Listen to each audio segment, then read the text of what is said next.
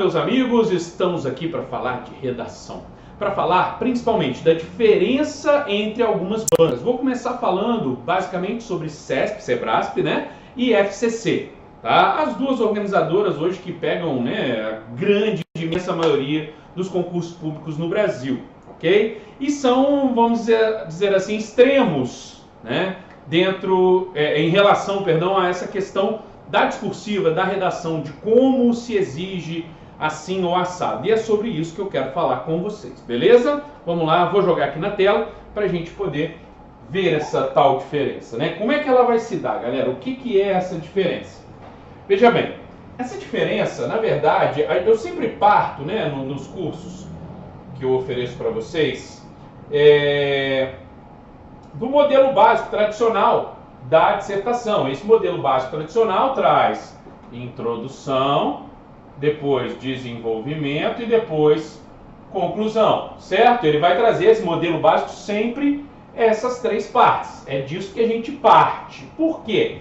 Porque a partir disso eu faço os ajustes necessários de acordo com a banca, ou às vezes, mesmo, por exemplo, se for estudo de caso, eu vou colocar esse modelo primeiro de introdução, desenvolvimento e conclusão da redação tradicional, sabe? Por quê? Porque é a partir dele que eu vou chegar nas pequenas diferenças, e para efeito de concurso público, sempre lembrando, são pequenas diferenças mesmo, tá? Se eu estivesse falando, no meu trabalho me pediram um estudo de caso, me pediram um parecer, ou me pediram um relatório, obviamente que essas coisas são muito distintas. Agora, um parecer, um estudo de caso, uma questão dissertativa, elas são parecidíssimas no concurso público com a redação. Eu preciso observar alguns detalhes que vão as diferenciar, tá? Então, muita calma nessa hora, muito cuidado.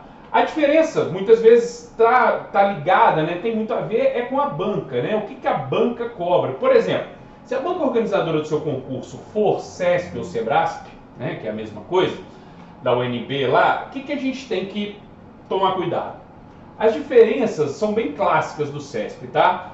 Para essa banca, não há normalmente, presta atenção, a necessidade de introdução e de conclusão.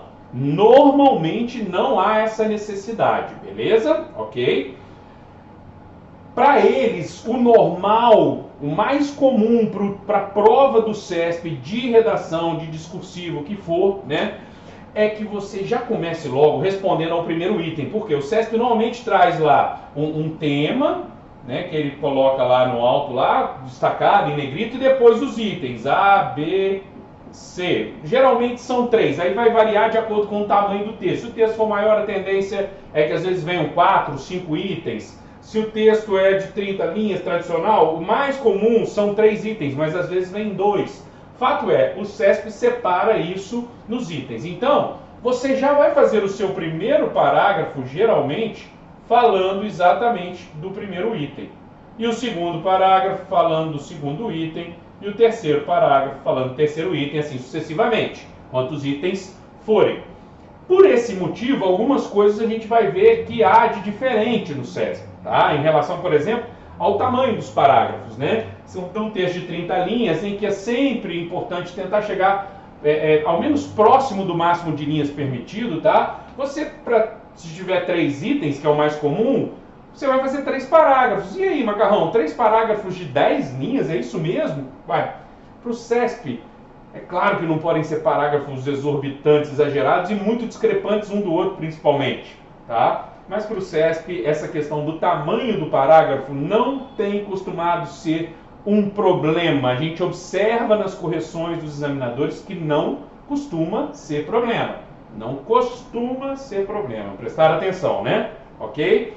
Bom, há alguma possibilidade de eu ter que fazer introdução? Sim, há situações que geram a necessidade de introdução. Então, vamos mudar essa questão, né, essa situação em relação à exigência ou não da introdução. Geralmente, a gente vai encontrar isso nas situações em que aquele temazinho aqui que eu falei, que vem antes, não seja facilmente contemplável, já de fácil encaixe dentro do primeiro item, por exemplo. Aí você acaba guardando, reservando um parágrafo para tratar desse tema aqui. tá? É assim que acontece, ou seja, houve uma pergunta aqui, né, um questionamento, seja direto ou indireto aqui, que precisa de resposta e essa resposta não vai conseguir ser abordada via primeiro item. Aí você trabalha com a introdução.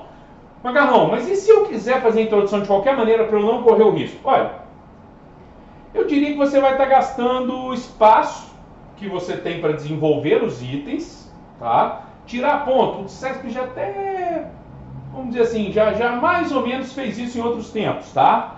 Mas tirar ponto de verdade assim não. Mas ele pode considerar o seguinte, você gastou ali 5 linhas para a introdução, são 5 linhas que você deixou de usar para desenvolver esses 3 itens, né? Ou quantos itens forem. Então ele pode acabar tirando uma pontuação dizendo que você não desenvolveu tanto, e aí se você tentar recorrer é mais difícil, já que você gastou algumas linhas para algo que não era essencial ali, tá? Então vai por mim, pode ir com tranquilidade. 2017, 2018, CESP continua não cobrando introdução, beleza? Ok? Uma outra grande característica do CESP diz respeito à questão da argumentação, daquilo que é fundamental, né, para o CESP. O CESP não é uma banca que exige uma fundamentação, uma argumentação tão aprofundada. Tá? O que significa isso? Significa que a banca se contenta com boas explicações, tá? Explicações claras, tá? E exemplos concretos que vão ilustrar essas explicações, aquilo que você expôs. Tá? Então, exemplos concretos costumam ter valor e força argumentativa suficiente numa redação do CESP, o que é diferente, por exemplo, da FCC. Tá? E algumas outras bancas exigem um pouco mais, outras menos. Vamos dizer assim que na minha escala, o meu termômetro, né, de exigência para essa questão da fundamentação, aqui em cima está a FCC como a mais exigente e aqui embaixo está o CESP como a menos exigente das bancas. E aí no meio desse caminho eu vou tendo as outras, mas a minha escala é CESP-FCC, vamos dizer assim. Tá? Eu vou ter um IBFC no meio desse caminho aqui, não tão rigoroso quanto a FCC, mas que exige mais fundamentação que o CESP muitas vezes. Eu vou ter uma VUNESP no meio desse caminho. Tá? Então é muito importante você se adequar à banca que está sendo utilizada no seu concurso. Porque senão, o que vai acontecer? Se você faz aquela redaçãozinha mais arroz com feijão, ali aguinha com açúcar, no CESP vai achar bom. Mas essa mesma redação na FCC, cara, vai ter uma perda aí de 20, 30 pontos se bobear, em percentuais, vamos pôr assim, 20, 30% a menos. Uma redação que no CESP, com essa argumentação mais rasa, baseada só em exemplos concretos, eu digo só, sempre usando a minha escala FCC-CESP ou CESP-FCC, tá bom? Beleza?